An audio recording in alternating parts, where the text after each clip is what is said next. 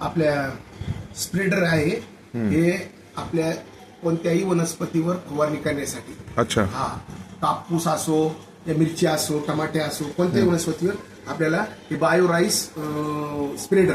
तर या स्प्रेडरचं गुणधर्म कसा आहे, ते फायदे कसे ते सांगा. याचे फायदे तेच सांगतो ना.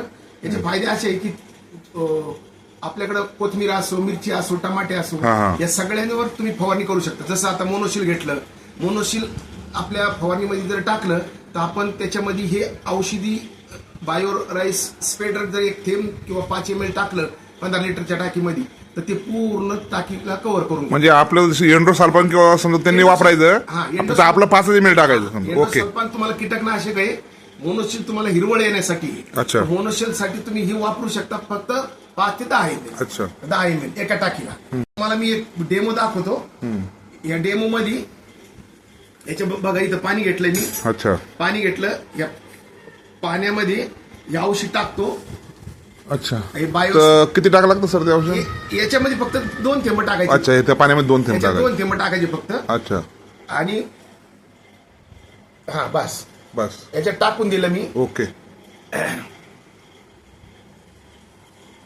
आता महत्वाचा मुद्दा काय, आपल्या शेतकऱ्यापर्यंत मेसेज गेला पाहिजे. मेसेज गेला पाहिजे. शेतकऱ्यांना एकच सांगायचं की बाबा हे पोथीचं पान आहे. अच्छा. पोथीचं पान आहे, हो. हे मी पाण्यात बुडवतो.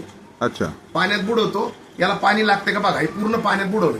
हो, नाही लागलं पाणी लागलं का? नाही. परंतु आपल्या बायोराईस स्प्रेडर मध्ये जर बुडवलं, याच्यात 2 थेंब टाकलीत मी पाण्यात, याच्यात बुडवतो. आता बघा तुम्ही प्रयोग पाणी कसं होतं हे बघून घ्या.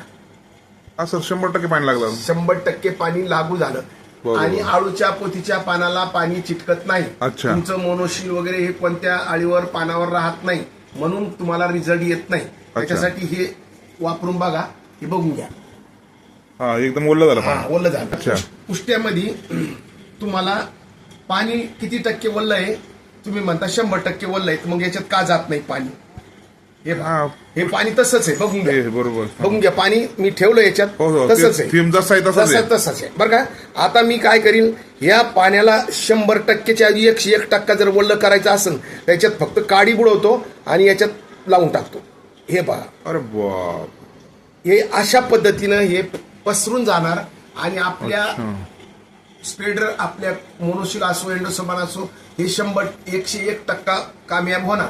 कांबळे सर एवढे पॉवरफुल आहे राव. पॉवरफुल म्हणजे तुम्हाला मी सांगितलं ना, पाणी किती टक्के ओलं आहे, 100% ओलं आहे म्हणताना 101% आहे. पहा तुम्हाला डबल पुन्हा दाखवतो. पाणी मी टाकलंय पुष्ट्यामध्ये, पुष्ट्यावर ठेवलंय पाणी. तुमचं तसंच आहे, पाणी का जात नाही मधी, बरोबर आहे. परंतु याच्यात जर काडी बुडवली आणि याच्यात जर नुसतं ठेवलं तर हे 100% 101% पाण्यात जाणार, विरघळून जाणार.